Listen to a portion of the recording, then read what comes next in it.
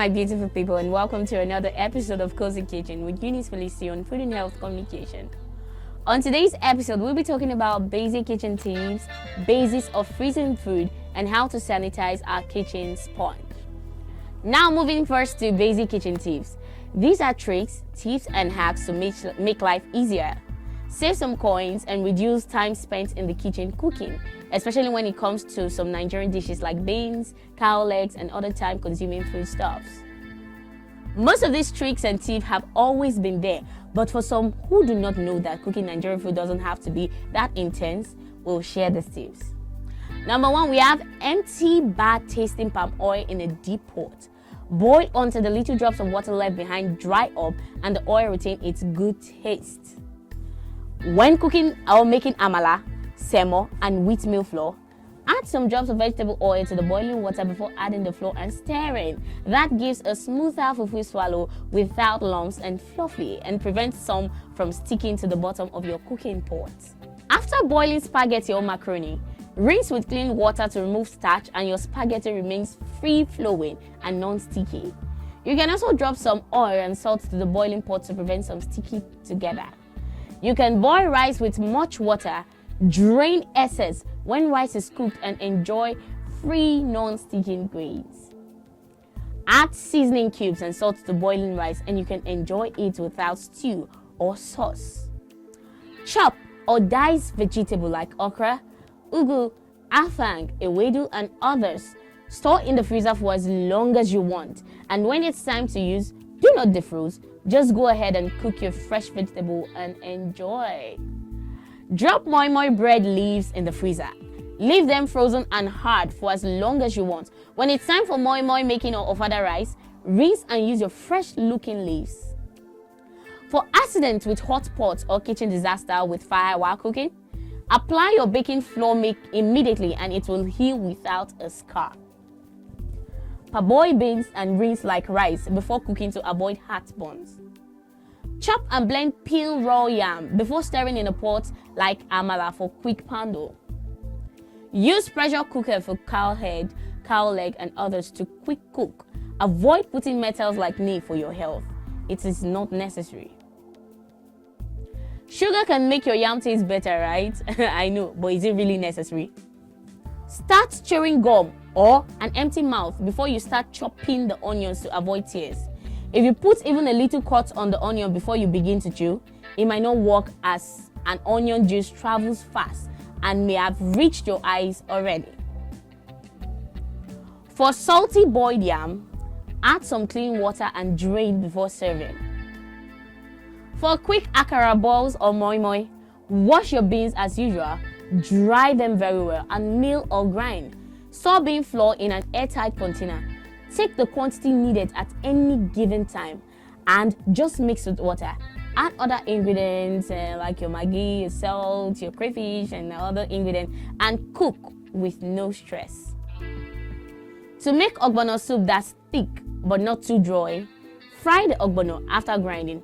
Crayfish is the medicine for ogbono soup. Without meat or fish, add enough crayfish, choke it with crayfish, and enjoy delicious ogbono soup. Too much crayfish also, oil and onion too, can reduce the dry strength of your ogbono soup, so be careful of what you do. Adding butter or vegetable oil to a boiling pot gives nice texture to your boiled rice. Close container tight immediately after use to preserve your ingredients.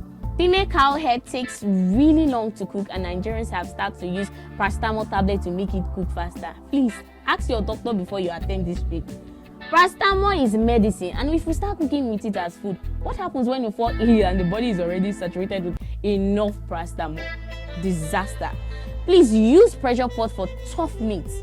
Save and get one for your health's sake. Drop peeled Irish potatoes in your pot of salty soup and warm to remove the salty taste. Blend the raw yam, wrap in cellophane bags, and drop in boiling water to cook, and your poundo is ready. But cooking with my nylon bag is not that healthy. I don't fast it, so I will go with blending and stirring it like amala instead. Use a food blender for ewedu instead of broom or potash. To prevent your unripe plantain from ripening, Keep in a bowl of water for as long as you want them to remain unripe. Take them out when you want to ripen. Lick salt as soon as pepper from the tough meat accidentally enter your eye while struggling to bite. Salt calms the pepper immediately. Keep your yam head down and tail up to prevent them from germinating and growing in the storeroom. Alright, we'll be going on a short break now. This is still Food and Health Communication, Kozy Kitchen with Eunice Felicity. Stay there and don't go nowhere.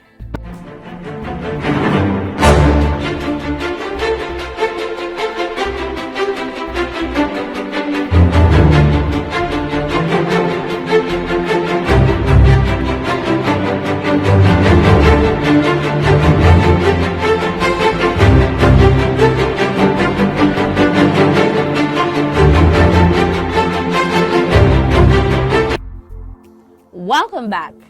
This is Kozy Kitchen with Eunice Felicity on Food and Health Communication, and we've been talking about basic kitchen tips.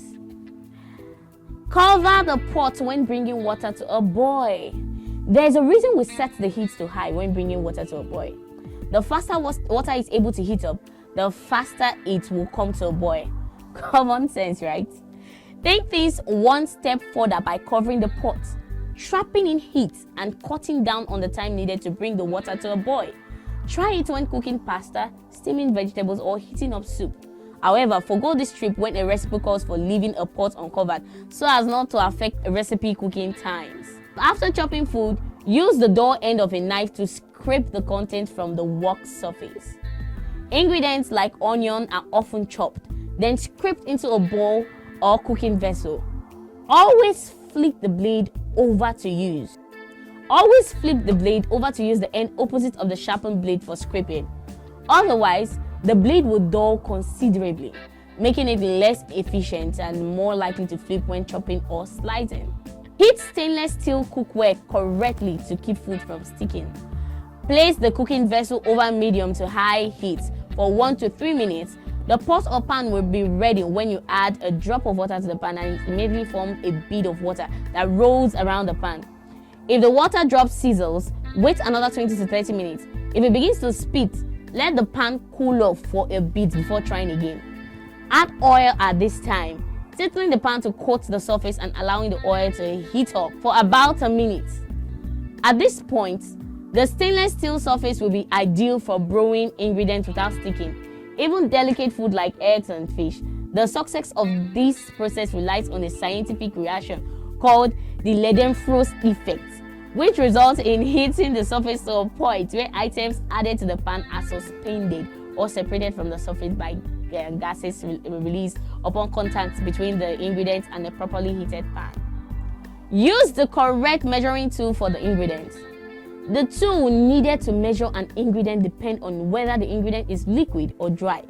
Liquid ingredients such as water, oil, or honey are measured in what is known as a liquid measuring cup, which tends to be a single cup with the measurement marked on its interior or exterior wall. Be at eye level when measuring an ingredient and fill the cup to the correct line. Dry ingredients, on the other hand, such as flour, any spices or condiments like ketchup or mayonnaise, should be measured into dry measuring cups. Dry measuring cups typically come as a set of cups, with each cup individually marked with its corresponding measurement. Fill the correct measuring cups with the ingredients, then level the surface using a knife, spatula, or any other flat edge.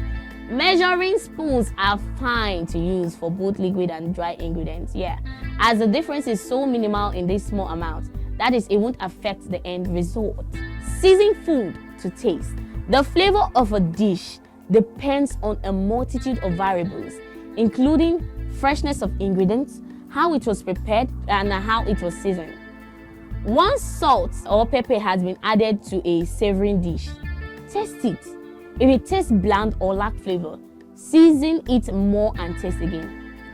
It takes a seasoned hand to know how much salt is needed without tasting, and the difference between a properly seasoned dish and one that is under-seasoned is obvious, because when you find the right balance, the pros: sprinkle on the salt from high above the dish, about 12 inches away to allow for an even coating and to keep the salt from being too concentrated in one area or the other. To prevent oversalting, use a little bit at a time to start.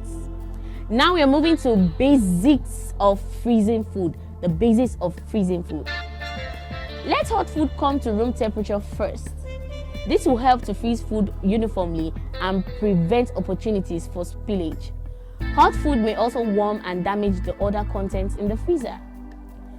Number 2, we have leave room for expansion in covered containers.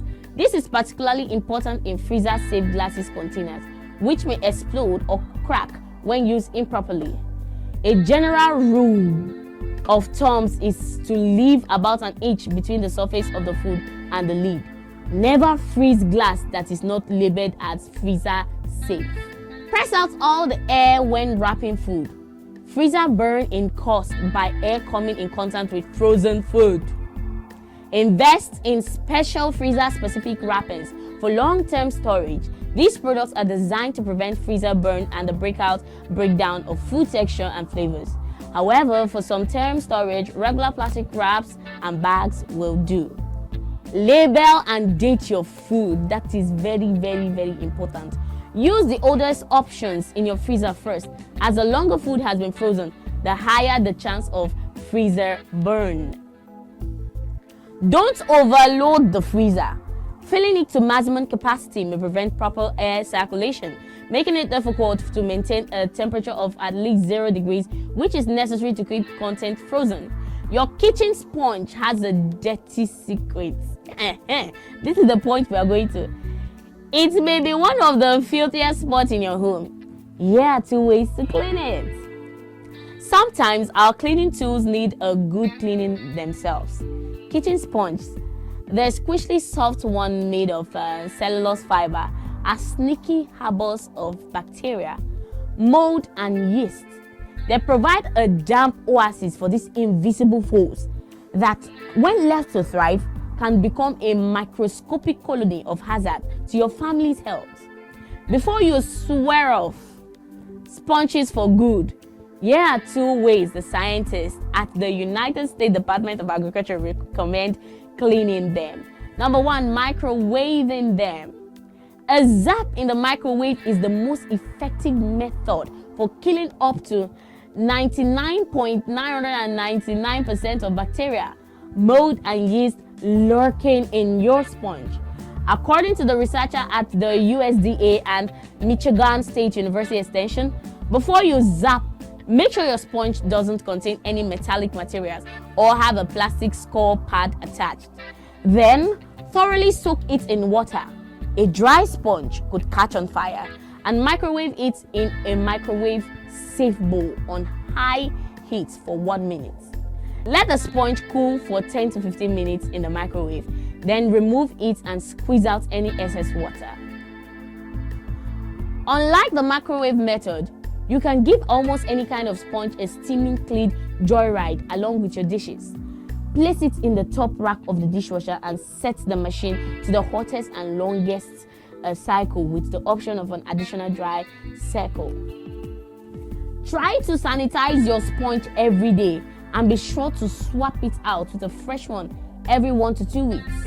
Even with regular cleaning, a sponge won't last forever. Toast your sponge. The instant it smells funky, that means something nasty is probably brewing. Finally, only use your sponge to clean dishes in the sink. If you use the same sponge to clean your kitchen countertops, dining table, cutting boards, and appliances, you could spread the germs. Instead, use a paper towel or disposable disinfectant wipes for general cleanup and peels, especially eggs and raw meats, or use clean, dry dish towel, making sure to wash them after each use. Thank you for staying with us through this journey. Thank you for watching this. Thank you to all my subscribers, my consistent subscribers. This is still Eunice Felicity on Food and Health Communication. We'll be coming your way next time. Do make sure you subscribe to our YouTube channel on Food and Health Com and like our social media page on Food and Health Com. Stay safe.